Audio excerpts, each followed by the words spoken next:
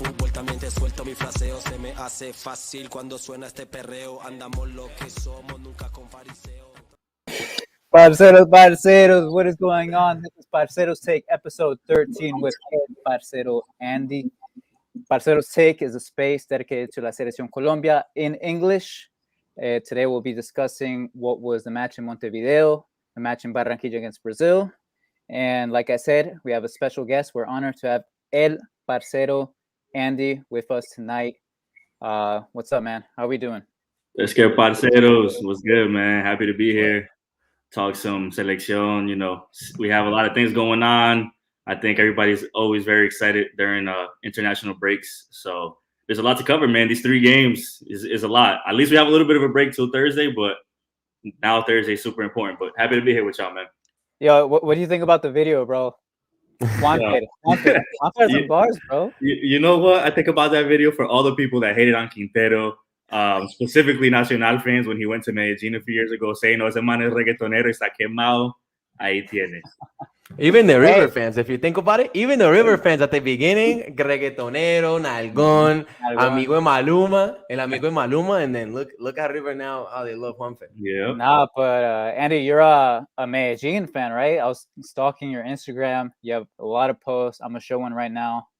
You know, your family, of course, man. Where did that love start, bro? They're mi abuelos, man. My grandfather's, you know, a big Medellin fan. My grandmother, believe it or not, is too. Like, she goes in, like, she's crazy.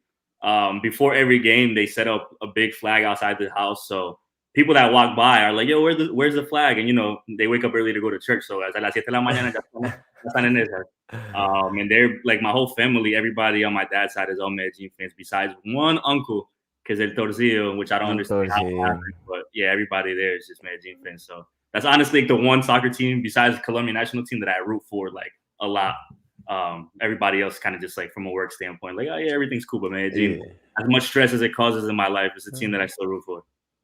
That's funny. That's funny. As a Deportivo Cali fan, I can agree with you, man. We've had Nico Moreno, who's a Nacional fan, and he's a Rolo. We've had Felipe Carna, America Cali fan, and he's a Caleño. And now we got you. Shout out to the homies. And a Medellin fan. But, you know, our true love, the love that unites us all is La Selección, which I was also stalking, man. Big Colombia fan, bro. Big Colombia fan, bro. No me acuerdo de ese día, man. Me pongo emocional, yo. That was the day that we played Poland in the World Cup. Oh, ese día. Show him the cup. Yeah, Ryan, show him the cup. Obligatorio. Every time we bring up that game, I brought that cup from that. That's the infamous moment I just remember. Like, yo, on that Falcao goal, man, like, tears just started coming out my eyes. I was like, man. That was crazy. That was back at home. I was with a bunch of my friends. We watched it outside, and you know, we had like 3 garrafas, probably more, and we were just going crazy, man. That was a hell of a day. I have that picture in my house too. That's one of my favorite pictures right there. Yo, that game. What's your favorite memory of La Selección that you've had? Oh man, it might be that game, honestly. Yo, I do remember watching James' goal against Uruguay in 2014, and the only reason that stands out is because I was in a restaurant in Connecticut. And I had like just walked in. I was mad late for the game, and he scored like 2 seconds after I walked in. That place went crazy. But it would probably have to be that day, man. That game was crazy. That 3-0 was insane. I've never seen that team play, man. Having Quintero, Cuadrado, James out there was just like. And then Falcao, obviously, we were waiting for him to score since forever because he couldn't play the last World Cup. So, man, that day for real gets me emotional because I'm like, it was a very emotional day for the first time watching James and Quinterito playing together. Not here. What's crazy is that Quintero's only played 3 or 4 eliminatorias, bro. Like, wild. And he scored in 2 World Cups. He scored in more World Cups than he's played eliminatorias. Man. Pick him a mastermind. Nah. But no, talking a little bit about what's going on now, man. Talk to me about that Uruguay game, Danny. What are your impressions? How do you feel? How do you feel Uruguay about that out, man? Go ahead, Danny. Go start off. No, you got it. So Uruguay, man. Uruguay was. I was nervous in the first. I mean, we talked. We had this. You guys had the spaces before the game, so we talked in that. And I was confident going into the game. I honestly was. But as soon as it kicked off, I was nervous, man, because I was like, yo, they're taking it to us. Especially out of all people, Brian Rodriguez, who I had mentioned like 20 minutes before the game, he's just going wild. And I'm like, oh, this is not a good sign. Then, they have open chances and they don't make them. And it's like, yo, like, okay, we're sticking around. Halftime, everything switched because I think Tavares kind of like, I think he kind of disrespected us. And I don't know if anybody else felt that way, but he was like, yeah, we're going to take Suarez out. We're going to take Rodriguez out. And I'm like, dog, they were just killing us for 45 minutes. And I think that I mentioned this in the spaces, but when you coach for qualifiers, you have to think about the following games. And I think the way that they were in command against us, they probably figured, we could throw Cavani in there and save these legs for the next game that's coming up, which was Argentina, which is obviously a big game for them too. So that's when you saw things change. And obviously Rueda made some changes too. And the game kind of opens up that way, which was good for us because you start seeing the subs make an impact. And then obviously, Borré and Falcao were there, but no tenían mucho. Like it was kind of like non-existent that first half for them. So I'm like, yo, we need some, something new. And then you start seeing them move around and they're like, okay, hold on. Like this went from being like nerves to being like, yo, we might actually win this game. And then, and then Duban misses it. And then and it's like, yo, I think after that game, and we've talked, offline and all things like that about like certain moments in Colombian soccer history that like we remember, like certain PKs and obviously the game against, that team in that World Cup that I don't want to mention, but it was just like certain things that you remember. And you're like, yo, I hope this Duan miss is just not a moment that I'm going to remember like 5 years from now and be like, dog, are you kidding me? And that day, that night, it felt like it. It definitely felt like it. I was like, yo, I was texting my boys that were in that picture with me, in the Colombia picture, and I'm like, yo, I can't believe that just happened. Like, I was pressed, bro. I was pressed. Danny texted me. He's like, this game needs Duan Zapata, and I was like, no, bro, it's Falcao because you need someone that's going to be clinical. He's going to get 1 or 2 opportunities max, and you got to be clinical. You got to finish those. Duan Zapata came in, did not finish, bro. Did not finish, and Falcao would have finished that, guaranteed. But what did Falcao do before that? Because and this is in hey, wait, no. You guys, no, wait. Let me finish. No, right. Well, because you guys are talking about how you guys were pressed and how you guys were tight. Remember that? So I know there's a lot of emotions there, but when we really analyze the game tactically, the move was to bring in Duan. I'm sorry, Falcao in the first half, the game wasn't for Falcao Borré. It wasn't. Tactically, I mean, starting from the beginning, you guys mentioned in through the comments in the Twitter spaces, we're gonna control the ball. This team, we're better tactically than Uruguay. We're gonna take it to them. We're gonna Uruguay never comes out the press like that, like they did. What you mean? Is there? And the game in the first half and the second half are completely different games. I completely agree. Out of the game. I completely agree. But what do you guys expect Uruguay to do over there? They're gonna press the crap out of us. That's what they do. They're gonna beat us up. They block. What they did so well in the first half is they blocked the wings. Think about a time that Cuadrado and Lucho Diaz got the ball on the wings with space. They never had space. That's their bread and butter. They blocked off because we don't have a creator. They blocked us on the wings, and they did that very well. And up front, what did we have? Falcao in between Dos Torres that he didn't get the ball once. He didn't have one ball up play. And then Borré, I'm sorry, I think Borré didn't when the ball was getting to him, it was a little bit too far down the field. And when the ball got to him in the back, he was just overpowered, man. Just like physically and with speed, they just pressured the crap out of us. What I need, which is exactly what they do over there. I know I mentioned it on paper.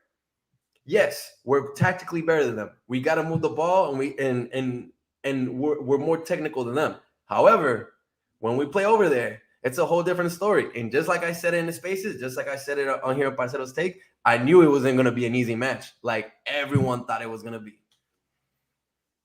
I thought it was going to be easy. I mean, Cuadrado had one of the worst games I've seen him play. That I agree. And like I said, I mentioned in the spaces that we did before, we need Cuadrado to control the tempo of the ball. At too many times, Colombia would get the ball, immediately want to attack on the wings, like be extremely vertical. At times, and I think the reason we had no choice though.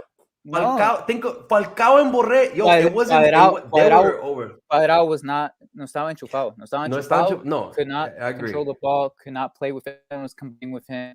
Things weren't going his way, and I think he was Colombia's main source of creativity, or he is Colombia's main source of creativity. And we saw that once Quintero came in late into the second half, which I don't understand why that sub came in so late. Quintero held the ball more, started playing around, had more combinations, asociaciones in the midfield that Cuadrado did not have, and Colombia played better. And that's how I thought Colombia was going to come out and play this match, how they ended. I agree, but also you got to take into account Falcao and Borré didn't provide any outlets to anybody, in my opinion. They were because the way, and that's merit to Uruguay, because they were very compact in the way they defend. They defend as a unit in all lines. They didn't give any space. What changed in the second half? You start making subs. You bring on Roger, a person that could receive, that could beat somebody on a one-on-one in tight spaces. You brought up Duan. Duan drops and can receive the ball and held the ball in tight spaces. Something that you don't notice is when Duan drops, and Duan was playing on Lucho's side, he created space on Lucho's side. That's when we actually started seeing Lucho take off on that side, including the pass that he missed. You got to give merit to Duan, like where credit is due. I know, don't get me wrong. Yo, it's unacceptable. Duan missing that? It's unacceptable. But you cannot tell me, okay, Duan missed, it's unacceptable, all this and that. But then the answer is Falcao. That can't be it, bro. You know what I mean? You got to call it on both sides. Falcao is not the answer. We saw it against, we'll talk about it a little bit more in Brazil, because that's when it showed. It didn't show so much against Uruguay that this Falcao is not that guy to if you're just going to have him as a lone striker, he's not that guy against two big towers. And that's why I think it should have came out with Duan in Falcao. Yeah, that's what that's what I think. But I agree. Yeah. But it's still unacceptable for Duan to miss that. Duan, I think at this point it's something psychological, man. For sure. En la selección se le cerró el arco. That's just how it is. We've seen that with strikers. The same way that Duan missed it is the same way. Yo, Lucho could have had us. Lucho Suarez, yo, he had a wide open shot. He missed it, man. It happens to the best of them.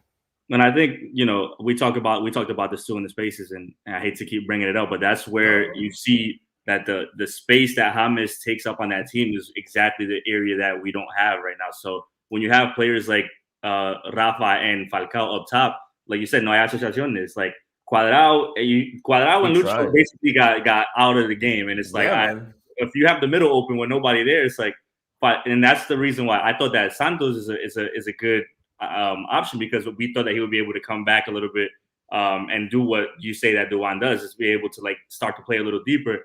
But it didn't happen. They overpowered him too, man. They overpowered him too. You got to add that the fact that also Mateus wasn't on fully on his game. He was having trouble too. He was getting beat off the ball.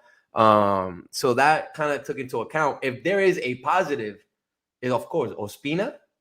Ospina right now, he's me le quito el sombrero. Like, he deserves that captain band. I've been saying Cuadrado, but the way Ospina has saved us. Those points are coming from Ospina. And also, you got to give Cuesta. Yeah. Insane. You could tell right now it's Cuesta and somebody else. Yep. And right now, somebody else, Jerry, has stepped up to the challenge. Even against Uruguay at the beginning, he looked shaky. But, hey, man, he kept going. He got Luis Suarez's head. He got Luis Suarez's head. I mean, he even cut him open. He cut him open a little bit. Literally, he cut his knee open. But, hey, Jerry, hey, man, he stepped up to the challenge, in my opinion. We were getting attacked constantly, bro. Yeah. I mean, Uruguay should have had probably 3, if we're going to be honest, in the first half. Easily. Pablo Alexander Rivera says, Sanchez ya lo bajaron. Davinson, I don't think it's going to be hard for him to break back into the team. The way Cuesta and Jerry stepping up. Yeah. And Wilmar Barrios, first 15 kind of shaky. The rest of the match, perfect match as always from those 50-50s, man. Winning those 50-50s, man. It's crazy how he's still playing in Zenit in Russia and not at a top team in a top 5 league right now. It's crazy. So we make it out of the first half. What do you guys think about the changes? Do you think Rueda, those merit to Rueda making the changes, making the subs? He took out both strikers, brought in fresh legs with Roger and Duan, kind of switched up the different kind of styles a little bit, still playing the same system. But as you can see, like Roger was dropping, Duan was dropping. I feel like that kind of opened up the space a little bit. In addition, he brought up Lerma. And I talked about it in the last Parceros Take. I really like Lerma because he's strong, he's fast, he's physical, he can play the ball, he can distribute, and also he can win the headers in the air, which was something that we saw twice back to back. Well, only one of them, and then he almost had a goal in the corner. But as you can see, one of our biggest chance at scoring a goal was a free kick coming from the right side from Cuadrado, and Lerma from outside the box. Yeah. No, and he scored, I think, his goal against Chile in the second match day was a header. But Juan Ferran, or like Andy was saying, we're missing James or Quintero to be that guy to control the tempo, to tell the guys to like slow down, like not everything has to be vertical. And that's why I want to bring up this photo real quick, because I think my boy, is that you, bro? Is that you? The infamous Photoshop, Liz. James, vos me haces más feliz. You funny, dog. Yeah, you're gonna get my boy Pablo heated over here, man. He's the biggest. Yo, I'm telling you, man. I'll tell you this. On the point to Rueda, the subs, I think the Quintero sub was a little too late because, like we mentioned, Cuadrado A was already not playing a good game, and B, I don't remember exactly what minute he got the yellow in, but it was like, all right, well, we're not gonna have him for Brazil. No estaba haciendo casi nada, and I'm obviously a big. He got it right before the first half. It was right before the first half, I think. I get an idea of like respect and trying to control things, but I think this is the thing for me. When Lerma comes in, Mateos' position right now under Rueda is the only one that kind of strikes me as interesting because you don't really know what he's going to deploy him as. And I think that this is a merit to Rueda because he had Mateos and he had a player like Cuesta, a player like Miguel Ángel Borja and Davison with Nacional when he had the run for Libertadores. So I think he knows that he could tinker with Mateos and be like, yo, I need you to do this today, and Mateos will do it. And I think when Mateos leaves the game, because he's so up and down sometimes, then Lerma comes in, he kind of stays a little further back. That's when I think the Lerma and the Quintero sub should have been like boom, boom, and they offset exactly what was going on because, like you said, we had nobody there to control any flow to whoever was up forward. And if you have Duan trying to come back too much, now he has to fight a lot more than he would have to if somebody's there filtering balls and pasándose la más fácil. So I think that was the only thing. But once again, we can't criticize Rueda for like he's done. I think he's moved the pieces around in ways that have been smart and beneficial. Whether or not the starters are the best lineups, I think he's read games. He's adjusting well. I feel like he is adjusting. Yeah. He is adjusting. Yeah. I just think that I would have wanted Duan at the beginning. I know agree. Everyone is so mad about Duan's miss, but with those type of qualities that he have against the defense that we had, I mean, we said it. I said it time and time again. Yo, those towers in the back. It doesn't matter if it's Jimenez. It doesn't matter if Jason Jimenez. If it's Jimenez, it doesn't matter if it's Godin. They've been they're old. They've been there forever, bro. When they play over there, they're towers, man. And the way they defended, they didn't let us play. I like the Quintero move. Just like you said, I think he came a little too late. Quintero played in the middle, kind of in a 2-3-1. Playing in the middle, he moved Roger on the right side. It worked. I felt like it worked, and the reason why I mention it is because you have a striker like Duan that has the qualities that could play on top by himself and drag marks and defend himself. I say that because against Brazil, when Quintero started to play, he played under Falcao, and Falcao was by himself. Quintero tried to play a through ball to Falcao against Brazil. Yo, Falcao didn't have the legs to get there. A ball that everybody was like, yo, get there. He couldn't get there. It's different qualities. No, but what guarantee is there that Duan would have gotten to that ball? Bro. My guy. Come on. It's the same thing. What guarantees is that Falcao would have scored once? You can't guarantee it either, bro. It works the same way. Bro. I would bet a lot. I don't know. I would bet The cup you gave me, bro. That already Duan got one. or that Falcao would have scored that goal, bro. Bro, it's just It's well, I psychological. guarantee, It's and psychological. I'll make that same and I'll make that same bet that that the one would have gotten to that ball. We could talk hypotheticals all you want, bro, but I just don't think for the qualities. Why do I say that? Are we done with Uruguay or are we moving to Brazil? Because I'll keep talking, I can keep going with the analysis. I mean, up to you, man. But I'm just saying, Duan is good for a sub.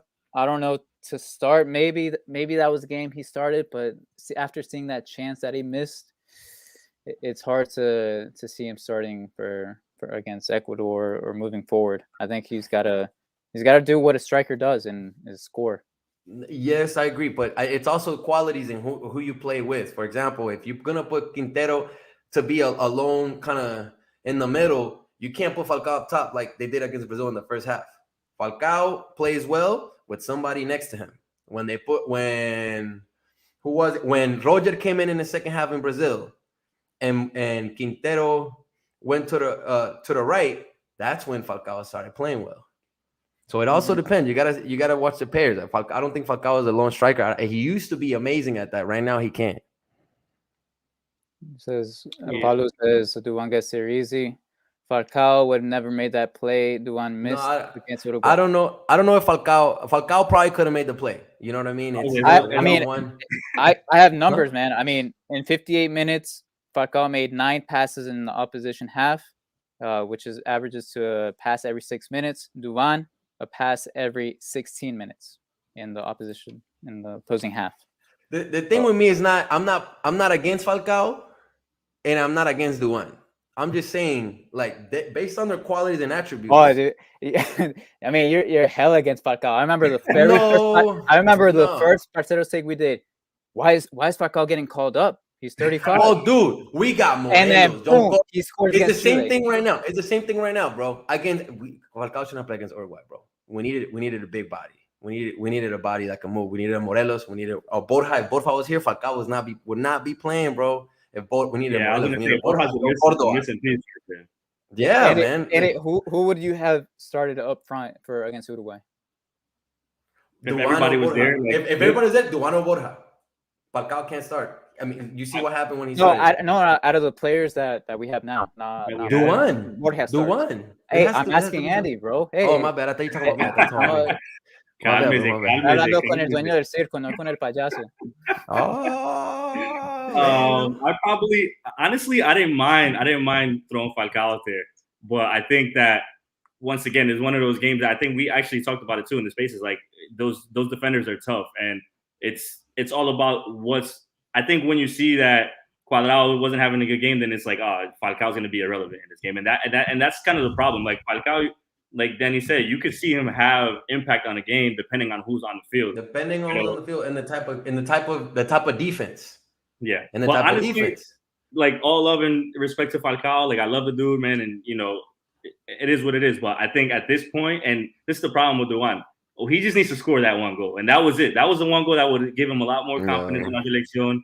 Se quita todo el estrés que tenía encima. But that right there, that just made it worse, because then you're thinking like, okay, this is the guy that we need, because you see him come on the field and you're like, bro, this guy is una máquina, man. Like he's a freak of nature. He could create on his own, like he could do things on his own, but it's like, yo, if he can't score something like that in that moment, and everything that's come in the past that he's had with La Selección, when you see him doing in Italy con Jose Raos, then you're like, dog, what's going on? So I mean, I don't hate the fact that Falcao started, but I think to me honestly, if Borja's not there, that's our best option, would be to start Duan because of his physical attributes. But you're not gonna be watching Duan miss opportunities left and right if you have other players like Borja, like Snyder's saying. Salute to Snyder, that's my boy right there. If Borja's healthy, he showed that he's good. He's good for it. I don't know what's up with Muriel, but Muriel has showed that he could ball out. So we're not gonna keep, I guess, say mamándonos con Duan missing spots right there with knowing that we have strikers. But Falcao, to me, like he could still ball out. It's just, it all depends on. He's got to have the keys. He's got to have the keys, and that's why I think against Brazil in the second half, once they put Roger under him and it wasn't Quintero, another striker, that's when he started playing well. Yeah, I agree. But Rayo es de la cuna. Rayo es de la cuna. Rayo, papi. Rayo Vallecano. No, but moving on to the match in Barranquilla, man. Juanfer, I thought was going to ball out, and he played well. I think he was that piece that Cuadrado wasn't against Uruguay, that connecting the guy everyone looked to associate with to get play started and stuff like that. I think they played well. They played well. David Ospina, obviously la figura del partido. Gigante. Like Gigante. Rafael Dudamel said, estamos viendo un estado de perfección.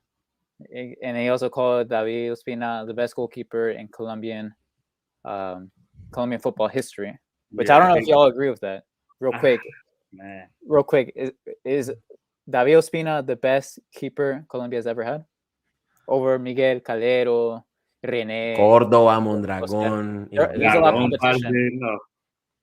Yeah, I don't know. I feel like that's like prisoner of the moment right now. Like, listen, man, Ospina has been amazing, and he's been doing it for some time. And I think that people have, for some reason, been a lot of up and down on Ospina. And I'm like, dog, he's been so solid. It doesn't matter if he wants to take a nap every game for 20, 2 minutes on the floor. It's fine. Like, let him do that. But it's like, yo, the dude, man, he's like you said, he's bailing us out of situations left and right, which is granted not the place you want to be in, but he hasn't shown a downfall of any sorts. And when we see him in like big tournaments, Copa America, he's still balling the same way that he is right now with Eliminatoria. So I mean, he's great. I don't know if I can say right away that he's the top because there's that's a lot. That's a lot. He's got a lot of game to play. Spacey Nine escribe que Corda was on top. You guys comment, who do you think is the best goalkeeper in? I love Mondragón. I'm not gonna lie. Yo.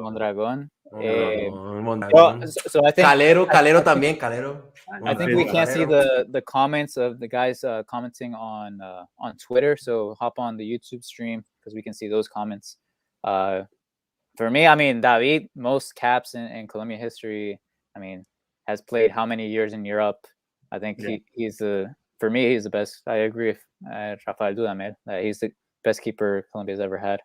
It's weird, man. I'm not mad at that at all, man. He's been. I just think he's still playing. He's still got a lot of game. You know what I mean? Like, we'll talk about it when he's done in his career. You know what I mean? I don't want to jinx it because right now he's He's winning points. Literally, that's what you want from your keeper.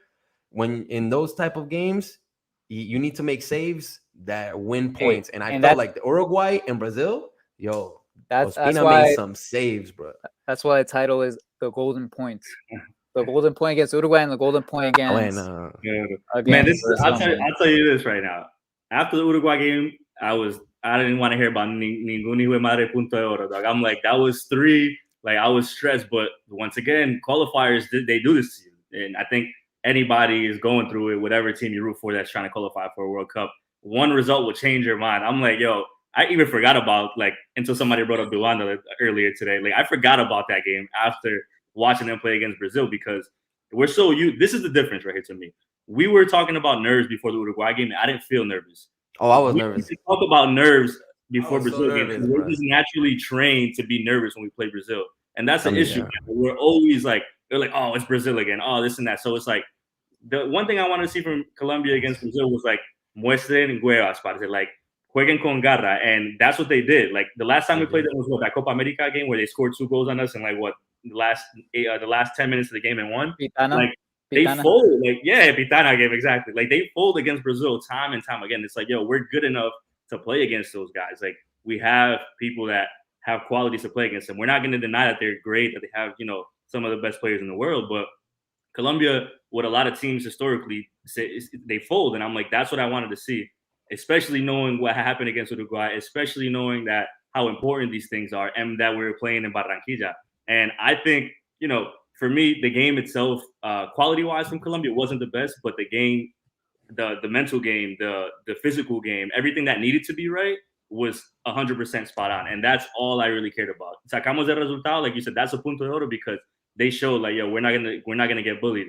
And they, once again, that was another game that they almost won that too. Like, they had a few chances late that, Brazil was like, yo, somebody blow the whistle because we're getting pressured right now. And I think that for this group right now, knowing everything that's happened in the past with a prior coach, knowing that Ruedas here still new, who still hasn't lost yet, right? Todavía se mantiene invicto. Those are the type of things that you see. And Ron, you had a great tweet that you mentioned. Like, the best thing you could see is somebody like Jerry getting attitude and getting up in Neymar's face, getting in Suarez's face. Like, I think that moment against Argentina in La Copa le hizo mucho, la confianza. You have to build from those things, and those are moments that you have to learn from. And I think that's why I'm like, that first game against Uruguay, I'm like, you know what? Whatever I saw from Brazil, I love it, because that's the energy that we need moving forward, man. We need to play like, yo, we got this. Like, you can't go into these games, being nervous. And I think that everybody showed that they weren't.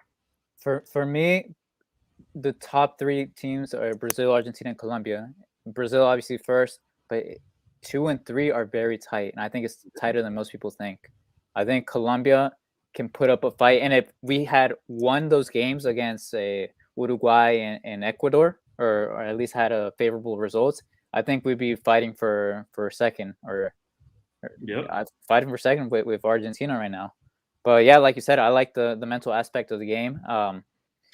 Like, it's not like the game against Ecuador a year ago, where under Queiroz, where everyone folded. Davinson had a terrible game, and just the whole team collapsed. Everyone heads down, locker room drama. Now it's everyone todos están unidos, and it's beautiful to see how this team's playing right now. How the confidence is through the roof, and I think we saw that in Barranquilla. I think, and that's what you're saying. And I think a lot of that confidence is we're finding defensive balance. Ospina is showing up.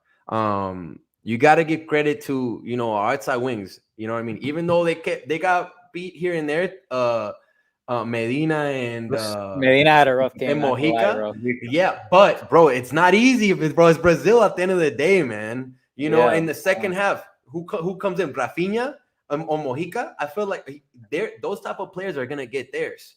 So the best you could do is contain them, and I feel like we contained them. So we found some type of balance with Lerma in the first half, and Barrios, and then in the second half, Mateos. I feel like Mateos had a much better game against Brazil. I think that's what I learned from these past 2 games against Uruguay. We're finding a defensive balance. We're more sure defensively about ourselves. However,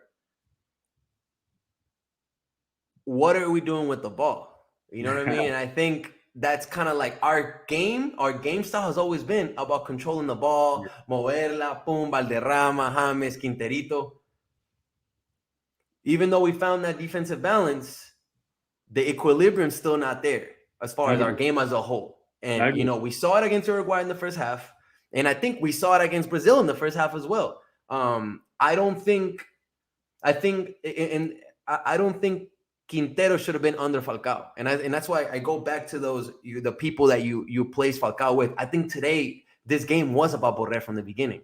Why? Because Uruguay doesn't let you play compared to Brazil. Brazil is gonna attack you, but at the same time, it's like Brazil is toma y dame. Yo te doy, but at the same time, take a shot at me. That's Brazil, because they're cocky. They feel like they can withstand the shootouts.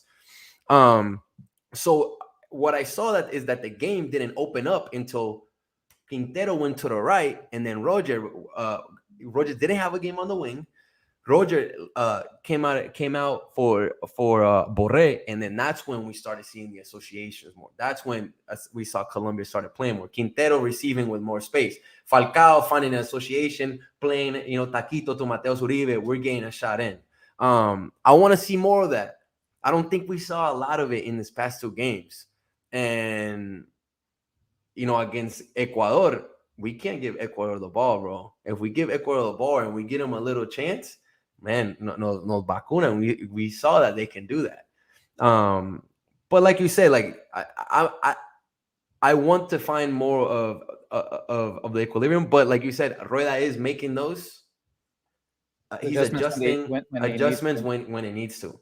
But we go back to always the same question, bro. How you were talking about that Colombia's like this toma y dame, that Pibe, James, Quintero always has this legendary 10 playing in the middle.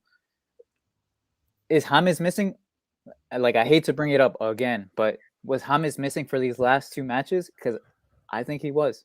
With Quintero, but you see with Quintero, you see it. The thing is, of course, I want both. I don't want to. Quintero isn't James. That's true. I agree. But in this game against Brazil, who was the best offensive player? Go look at the highlights. You just go look at the highlights. It's gonna be all Quintero. I mean, like you said, there's not much association there's not much. in the I take Lucho for like 2 plays. Oh, he had that nasty play. That crazy play. I guess Quintero, right? I mean, yeah. Because this is the thing, though. Like Donnie said, Brazil's gonna give you space, and when you have players that are very technical and tactical, like a Quintero, like a James, it's second nature for them to pick out those passes. Though. Like they do it so effortlessly, and that's what you're saying. Like I think that it was the opposite. Like they started Roger on the Brazil game. That was the Borré game to start, and Borré maybe shouldn't have started the first game against Uruguay. You know what I mean? Like because it's a different type of, like you said, it's a different type of flow from the defense that you're getting presented from both sides. But I think that a player like Quintero, like I said, he's gonna pick those passes out, and not only that, like you've seen that one play that he had the space, he just made the run and took a shot. And it was on target. Like it wasn't never going to go. No, that was a tough shot, man. Like, that's and it's like that's the type of stuff. Like when you have those spaces, you're going to get that. And I think that that's important for Colombia because that was a game we haven't mentioned that you're playing without Cuadrado. So Quintero's role opened up a lot more, and I think that's why he kind of had a little bit more of a say there because like now he's the one pulling the strings completely. But you can't tell me that if you have Quintero, Cuadrado, and James like that game against Poland, like that's not our best option going forward. Like, parce, esos tres y quien hijo de madre que se arriba, parce, meta hasta arriba, and I'm fine with it. Like, it don't even matter at that point. And I know, and I mean, and I understand, like Paulo here is saying, James not even James anymore. But honestly, the thing is, we don't know yet. Nah, I said Paulo está man. We don't know if James is not James anymore. Like, I'm waiting for Rueda to call him up. And if James pulls a Duan or, se pierde, then don't play him again. Yo, this man say he's going to Cucuta next year, bro. Yeah, bro. James on one foot is still the best player we have, man. Like it's not even an argument to me. Like right now, Colombia, like I said, the last Parceros Take with Felipe, Colombia is playing at a high level. They're playing well. They're getting results. But James is the luxury that takes Colombia from being like a good side to being, a world-class side, a side that can beat these greats in South America. Historically, from what we've noticed, James has been that guy. So until he comes in and he's not that guy, I'm gonna want to see him play. But I think what this Brazil and Uruguay game showed is that Quintero could also be that guy though, with the right circumstances. I think Quintero has a lot to give to this Colombian team, man, and that's what I'm really looking forward to seeing Quintero against Ecuador. I think he's gonna go off against Ecuador, man. I hope this so. Is what I will say. Like we keep saying, oh my god, like if he was there, this is that. Like let's call it a spade now. He's not there. He's probably not coming back anytime soon that we know of. So we got to move forward what we have. And I think to what Donnie said, like the pieces are there that we could be good. We could be better with the ball. We could have those associations. If Borja's healthy, that changes the offense a lot completely, especially in a game against Brazil, in a game in Barranquilla. Like that's 100% a stage that Borja would thrive on. So, there's parallels and all that. But I think the reason why I was mentioning so much on the confidence side is because that's what I saw defensively. And when you're going against players like Luis Suarez and against Neymar and against type of players, like we kind of have those thoughts in our head, like one of those is going to score on us. We're going to be chasing the game. And it's like, I don't think at any point defensively we looked bad. Like I think we were pretty solid throughout, those 2 games. And I think with Cuesta, and I don't know if you guys saw the post-game interview, but it was dope. They had asked him about Reinaldo, and he was kind of like, yo, he's like, they asked him, like, what does he tell you? He's like, parce, las miradas dicen más de las palabras, or whatever he said. And it's like, yeah, because he had him when he was in Nacional. And players like that, players like Mojica, who came in and balled out both. I thought he was great both games. No, I think it was solid, man. Yeah, those 2 points, quick, Uruguay away in Brazil, anywhere you play Brazil, bro. Those are 2 solid points. We haven't mentioned the fact that against Colombia is the first match that Brazil dropped points. In all these World Cup qualifying. So no team has gotten a draw and obviously a win against Brazil. So it's huge. For us. That's the reason I say that too, because like look at somebody like Neymar's a perfect example. He's always gonna have his antics on the field and be whatever, but it's like, dog, he gets so frustrated when he plays Colombia. It's hilarious because like they just basically swallow him up. Like we know how to play against him, and he's not like whether it's Barrios, whether it's me now, whoever it is, like they're gonna give him hell. And you could tell like he started to get mad at the end. You know, he gets in Jetty's face and whatnot. But once again, that's the next step to me. I feel like this is, you know, we want to see it all, right, Donnie? We want to see defensively them big. We want to see Ospina does what you do. We want to see goals score. But I was like, in this process, this is qualifying for World Cup, and this is the part of it is like we have to remember this is a process. It still is a new coach, and we have to see pieces. And I think that so far in this window, we still have one more game. So, you know, like we like to say, le demos una, a esos hijos de madre le demos seis, but we need to see like the process continue. And I think this window has been great for that part. It hasn't been great offensively. It hasn't been great for the flow of the game. But I think in a lot of parts, Colombia has shown in these two games that hay talento. And like Ron is saying, like, yo, we should be up there in the top 3 in CONMEBOL without a doubt. And it's fine that people still sleep, and it's fine that people, James is not there, whatever. But when things start clicking and you see, you know, them play better offensively, if that defensive, I guess, poise could keep on, Colombia's going to be a problem. Oh, it's going to be biased, but I think they, you know, the talent is there. We can't front, you know what I mean? And that's like we're missing in this game. We miss Borja and we miss Cuadrado. Yeah, 2, you know, really probably our players. Two most informed players Colombia has had in the past couple of matches. But man, Reynaldo, my hats off to him, man. Undefeated, and going into this match against Ecuador, man, I think these 2 points are good if we win against Ecuador. Yes, because if we lose, then there's no point in discussing any of this, and it's gonna be tough. It's gonna be tough. Ecuador, of course, they beat us 6-1 in their house, so this is a must-win for Colombia. They're especially good in the air at set pieces. On the wings, man. On the wings, those guys. Since that 6-1, they haven't won, or actually they've won once, and it was against Bolivia away. They beat. Oh, are you talking about? They haven't won away. Okay, I was about to say they beat Paraguay. I was like, but yeah, that's away. I see. But yeah, they haven't won away, so it's gonna be a tough match for them. It's not the same team we saw a year ago. Moises Caicedo a year ago was at Independiente del Valle in Ecuador, and he was playing la final de la Suramericana, and he was seeing minutes consistently. Moises Caicedo is now playing in Belgium, not seeing minutes. So it's a big difference, and a lot of players are in different areas. Colombia's in a whole different situation.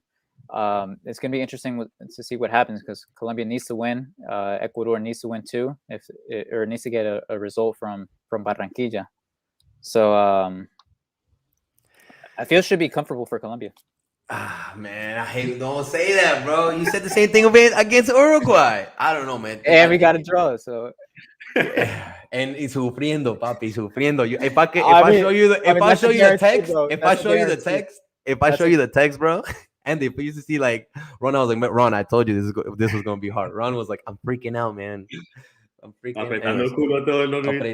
Papi. No, pero pause.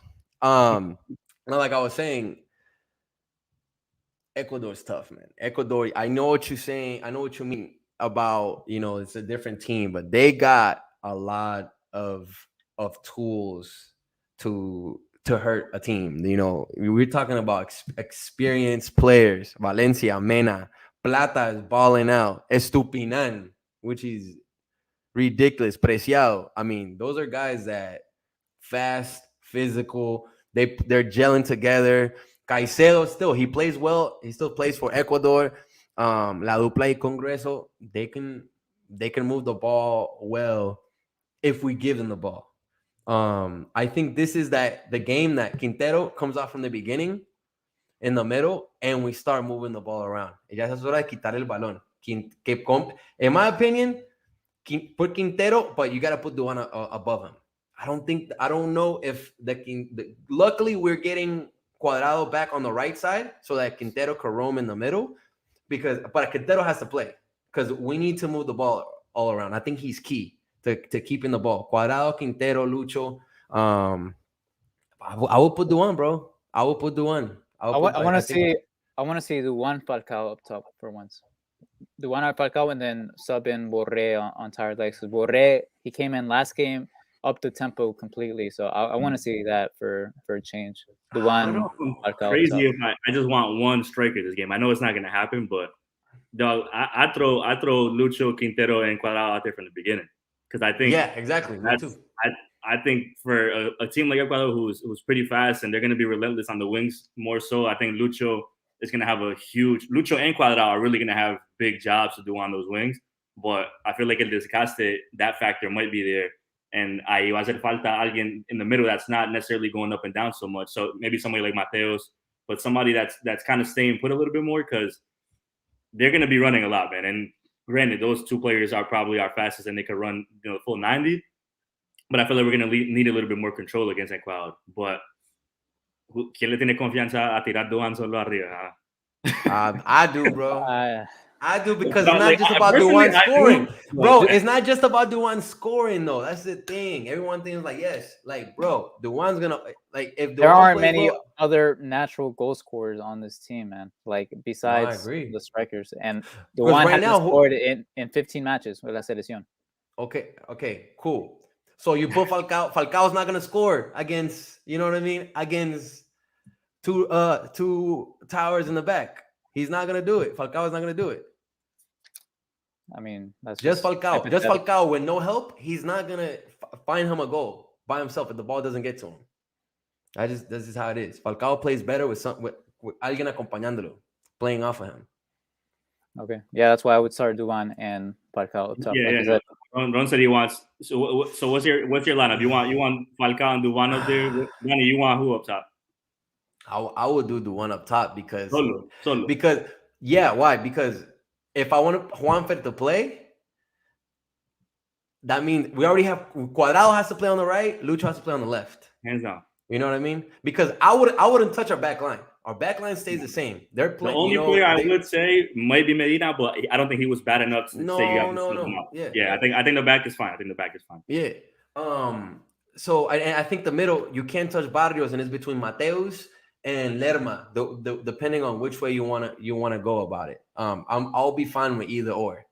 Lucho and Cuadrado on the right and left. So that leaves two questions. Do we go with two strikers? Do we do Borré Falcao?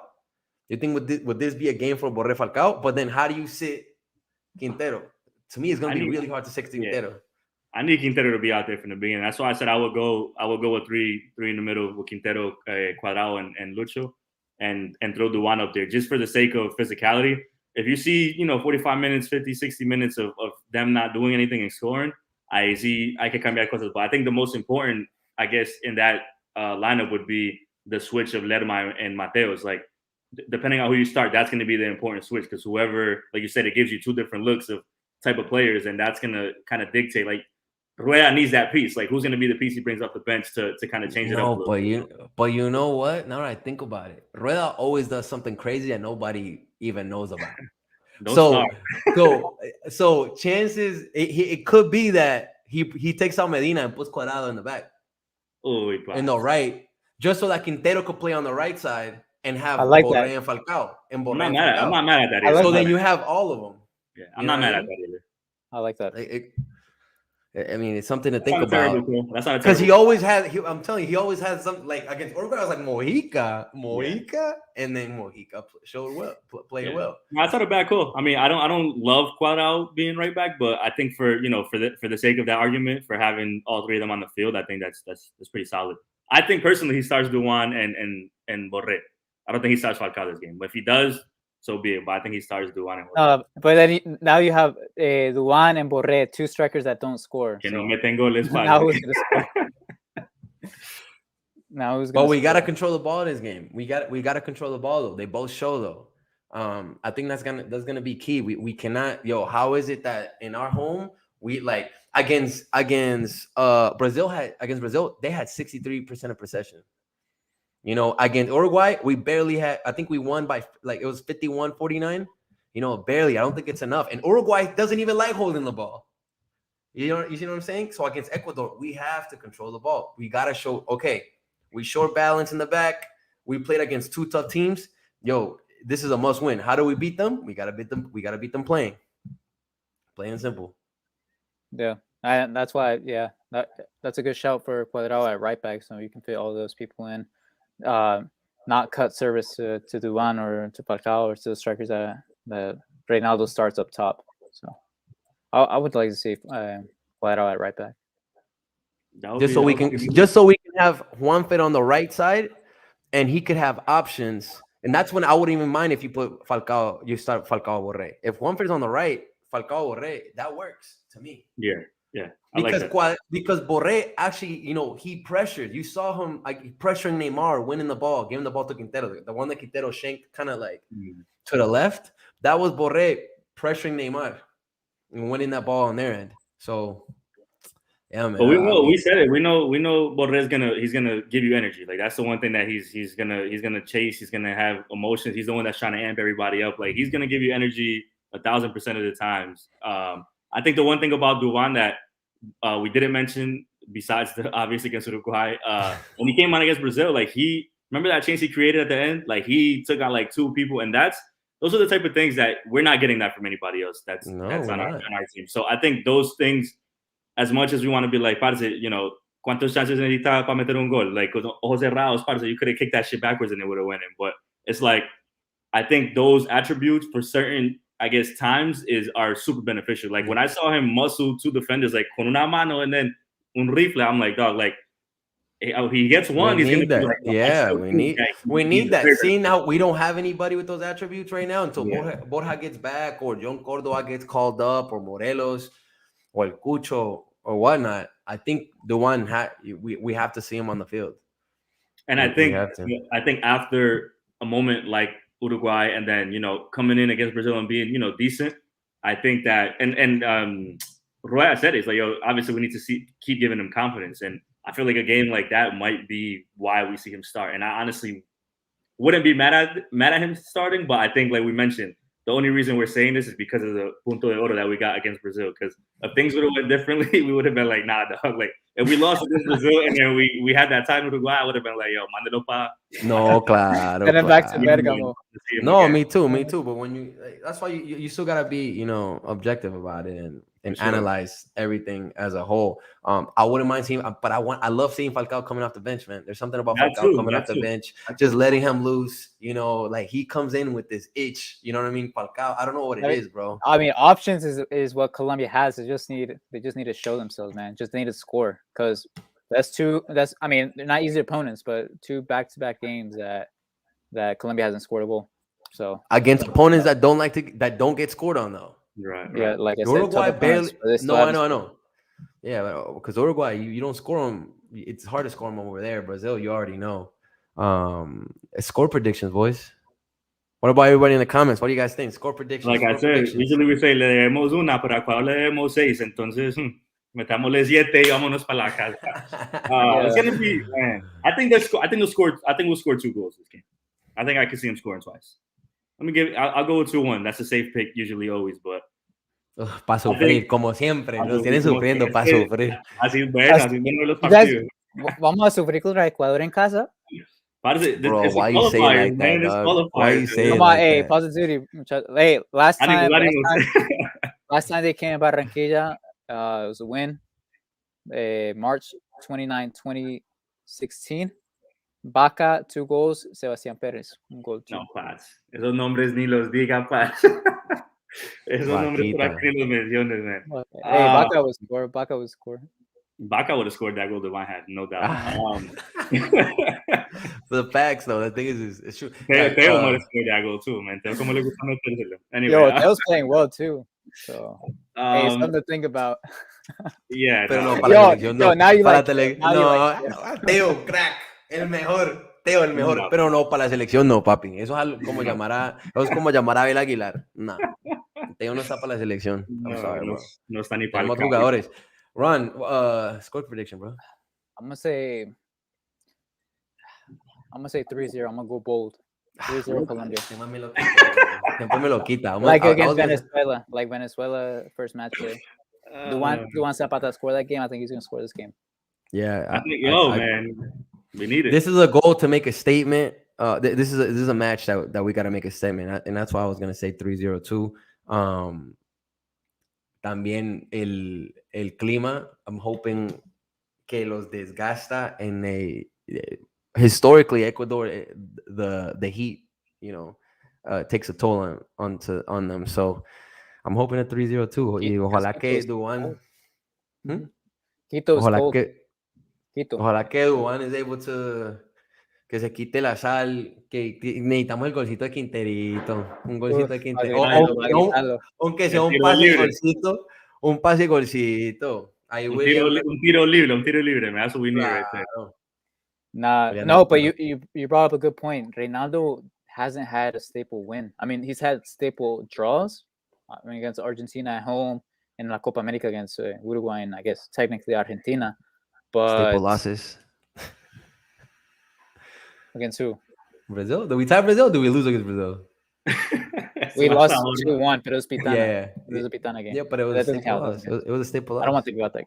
But this is the time that Reynaldo has a staple win. That's why I went bold 3-0. So I hope, man. Fingers crossed. No, and we said it. I think everything that we talked about kind of makes sense. Like talking about the part that we're lacking in, which obviously they know that that's what needs to be fixed.